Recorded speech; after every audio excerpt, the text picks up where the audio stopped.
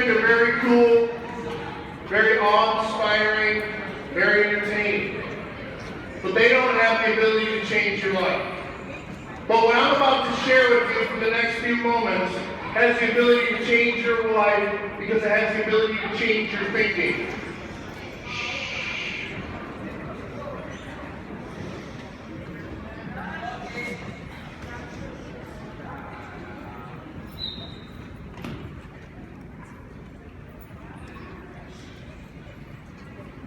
I remember when I was in middle school. Middle school is a crossroads in a person's life. You guys are crossing over into young adulthood. And some of you are making decisions that have the ability to affect the rest of your life. I know I was in your shoes at one time. I was born and raised in Detroit, Michigan.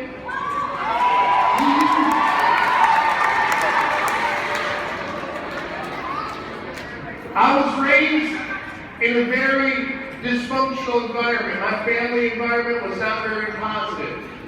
My parents were fighting all the time, and things were said to me as a young boy that hurt me very deeply.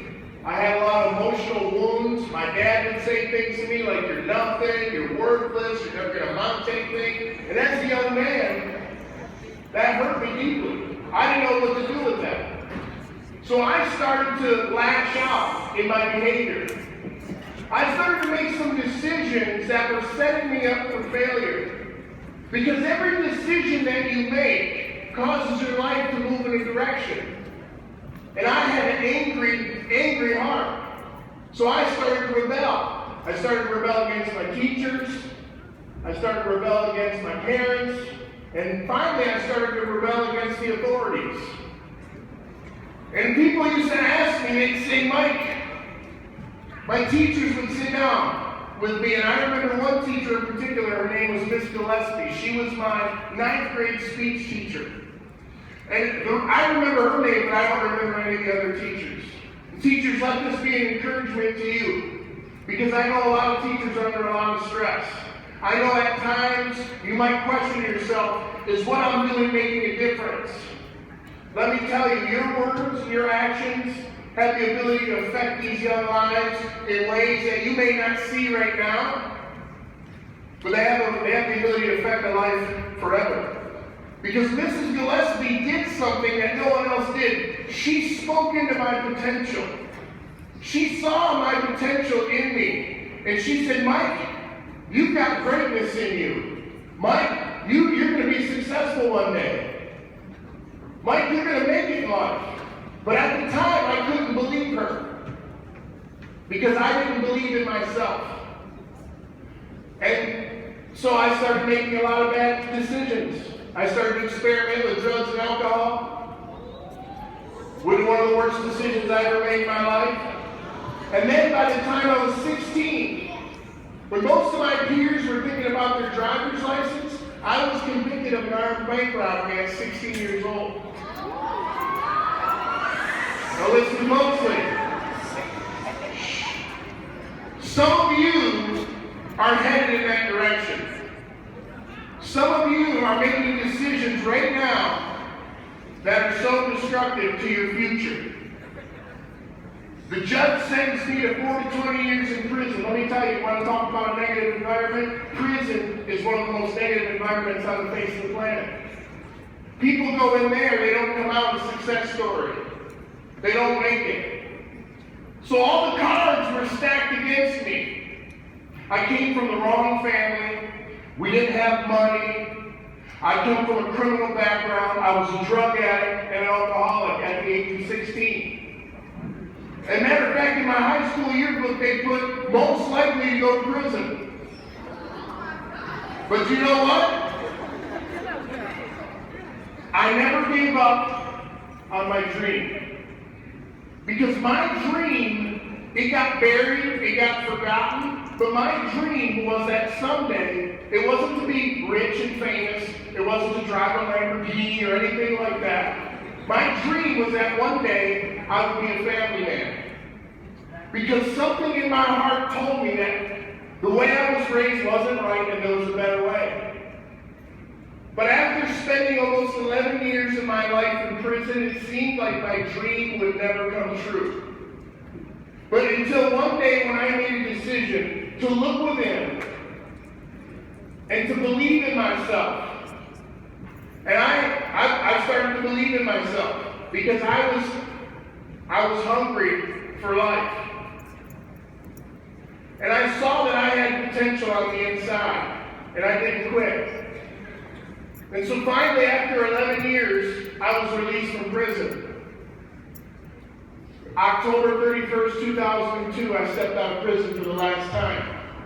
Now, I was facing the same obstacles, the same challenges that I was facing before I went to prison, but this time something was different. Because I believed in myself, because I believed in my dream, and I believed I had a future, and nothing was going to stop me from being successful. So I started to make some hard choices, but the right choices. I started to move my life in a different direction. Do you want to change the direction of your life? You first have to change your thinking, and then change your decisions. 8 months after I got out, I married my beautiful wife, Stephanie. She's right over there. Wait, all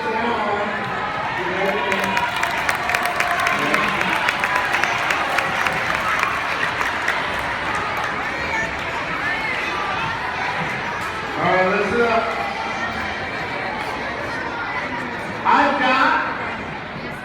I've got one of the greatest jobs on the face of the planet. I get to break stuff for a living, and I don't get in trouble for it. I get to travel all over this planet. Matter of fact, me and Yago, we just got back from Australia. Yeah, a few days ago, we just got back from the land down under.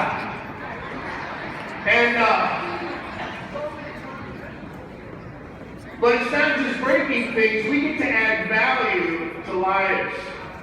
Because I found my purpose in life.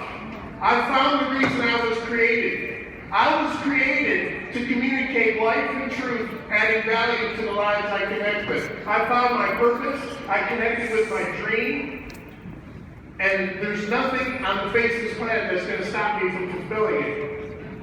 You see, every single one of you have an infinite amount of potential. You were created with an infinite amount of potential. And the only thing between your potential and your results is the way you think.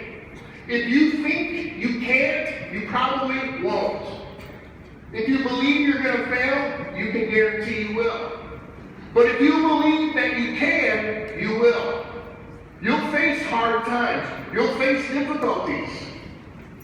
But those difficulties have the ability to mold you and to grow you and to make you stronger and propel you toward your goals and toward your dreams. You know, I love my life now.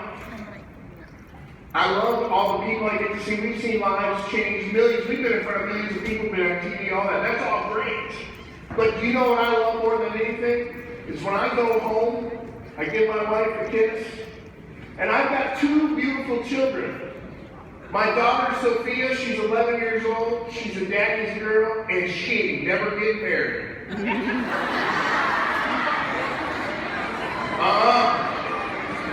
Yeah, one of those little homeboys come up there and spit that game at her. I'm going to be like, look, Holmes, I've been to prison once. I ain't afraid to go back. You know what I'm saying?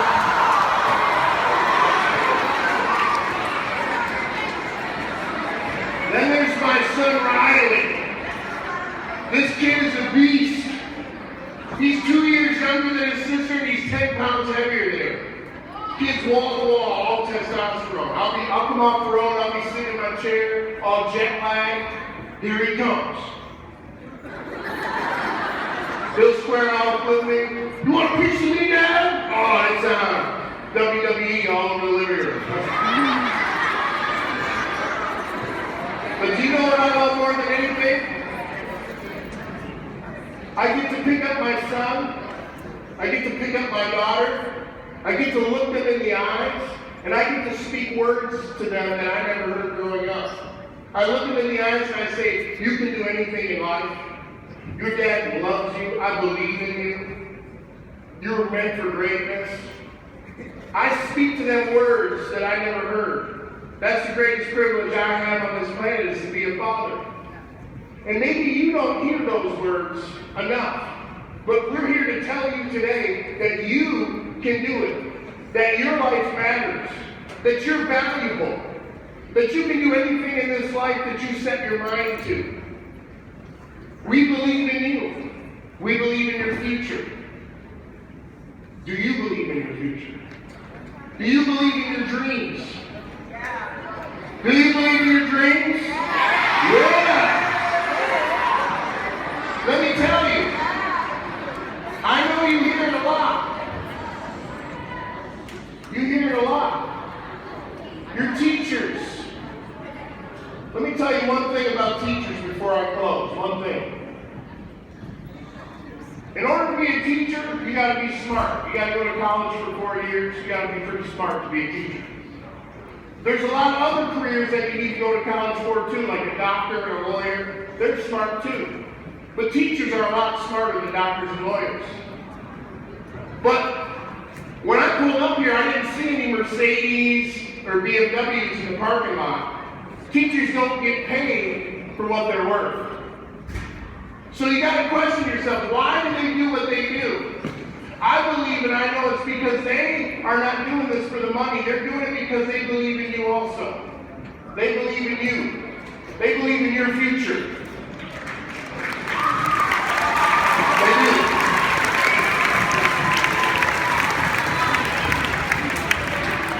They're not here merely just to educate you. They're here to mold you and to help you on the path to your dreams.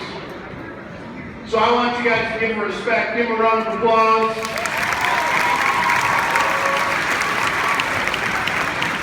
On behalf of the Conference International Strength Team, thank you very much. You guys are awesome. You have a great day and have a better